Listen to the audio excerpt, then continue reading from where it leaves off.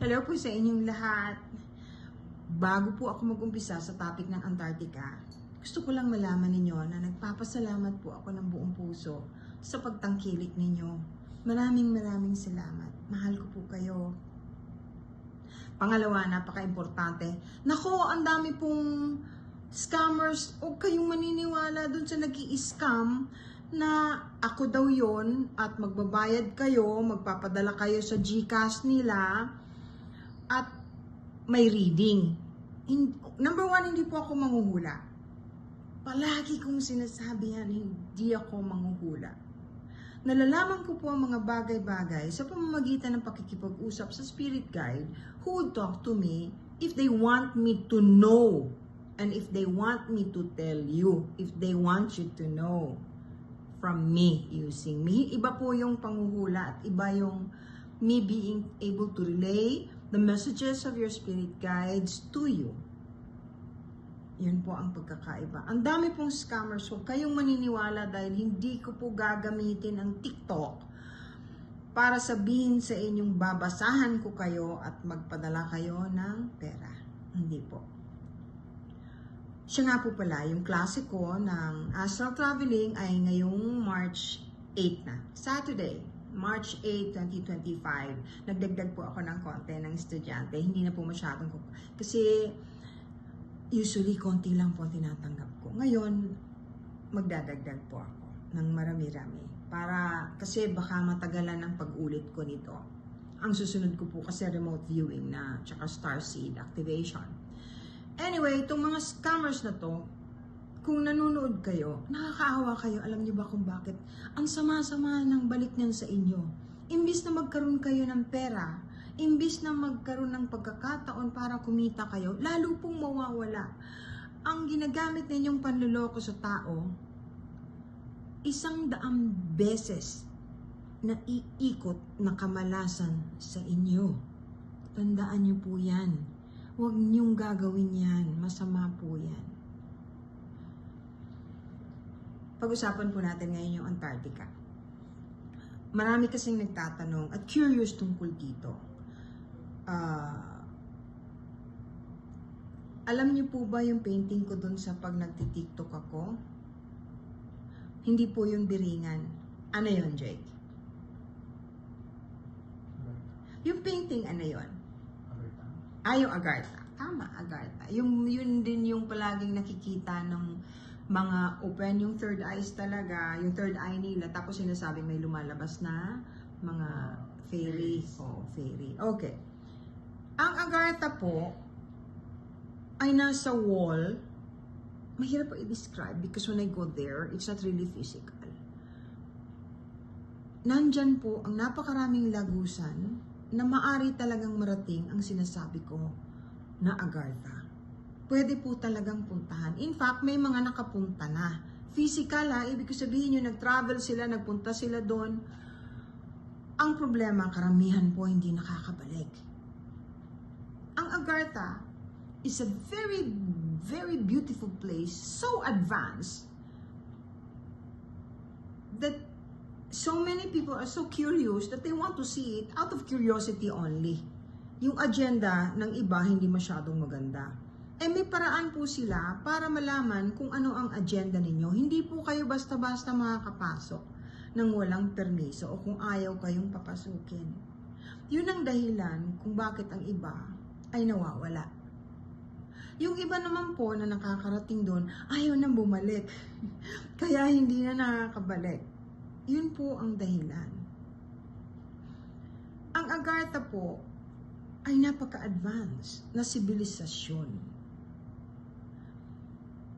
Marami pong taong nandoon na katulad din natin na highly evolved.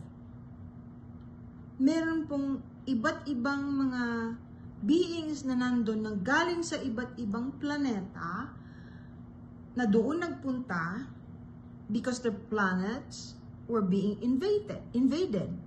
So they created a place where they can be safe. Kaya doon nagkita-kita ang karamihan. At I don't know if you believe in reincarnation. Some people does not. Wala naman pong problema yon. Pero tatandaan ninyo, may mga bagay na pangyayari habang nandito tayo sa mundong ito na buhay, na magtataka ka, bakit merong taong pagkaharap mo, parang hindi mo siya gusto. Parang surang-sura ka. Parang pangit na pangit ka, kahit hindi man naman pangit physically. Ayaw mo sa kanya. Alam niyo kung bakit? Enemy mo yan in your past life. Or wherever you came from. Even if it's your first time here on earth. Tandaan niyo po yan. Meron namang iba. First time mo nakita, yung tinatawag nilang love at first sight. Nangyayari po yan. Alam niyo kung bakit? Soul recognition. Ang ating kaluluwa po ay maraming nagagawa at recorded niya. Alam niya lahat ang nakaraan nating buhay. So pagka meron nakita tayo na dating karelasyon natin, may kinalaman sa atin, marirecognize yan ng ating soul. Yun po ang soul recognition. Pati po DNA, lahat po ng bagay ay may memory. Kahit po ang walls, kahit po ang dingding. Kunyari, isang lugar, may mga pinatay, may minurder doon, mararamdaman nyo pa rin po na nangyari yon sa lugar na yon if you go there. Yan po ang explanation. Ngayon, ang dami pong nasa Agartha na may kinalaman din dun sa isang lugar na nasa Antarctica na binabantayan ng mga beings na may kinalaman sa kung anong mangyayari at nangyayari ngayon sa mundo. Okay. Yung lugar na yon are usually heavily guarded.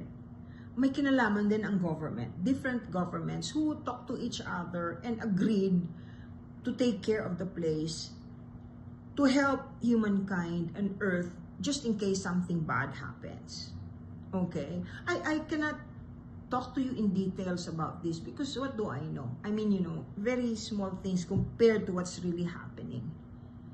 Ngayon, yung meron po, nag-hire din sila ng mga remote viewers, psychic. Nung araw pa po yan, hindi lang ngayon. Yung lugar na sinasabi ko, ayaw ko munang pangalanan. Pero yung lugar na yon ay may mga psychic na nagbabantay para to stop the other psychic who would try to penetrate or go to the place to check on it, to see what's going on. Yung spy to spy, yung mga nag-i-spy na naku, napakatagal na po niyan. Napakatagal na, kung alam niyo ang mga ginagawa ng Russians, they're so advanced, they're so amazing that the Americans decided to do the same thing. Matagal na po yan. O ngayon, yung lugar na yon, maaari nating pag-usapan. So mga subscribers ko po, I think I'm going to talk about it very soon. There's a name that I will not mention here. Not only that, kasi mahabang explanation yun eh. Balikan ko po yung mga importanteng topic natin ngayon. Number 1, yung klase ko po ngayong March 8, astral traveling. Yung scammers, mag-iingat kayo. Mag-iingat kayo. Kasi, malapit na akong mapuno, i-report ko kayo. Pag re-report ko kayo, mawawala kayo. At saka yung tungkol sa Antarctica. At saka tungkol sa crystals. Huwag ninyong mamaliitin yung crystals. Pero kailangan alam ninyo kung paano gamitin ito. Kung saan ang tamang paggamit. Hindi po basta-basta ginagamit ang crystals. Kaya yung pagbibilan din po ninyo, kung minsan, siguruhin ninyong naintindihan kung ano yung kristal na pinapurchase mo at maaari kayong turuan. Ang isa po sa napakagaling, meron din namang iba. Pero Crystal Abundance, yan po garantisado ko sa inyo, ituturo sa inyo kung anong dapat ninyong gawin dyan at kung ano ang bagay at nararapat sa kung ano ang paggagamitan ninyo. Ulit ko po, I appreciate all of you very, very much. Salamat po. I love you all. May live po ako mamaya, 9:30.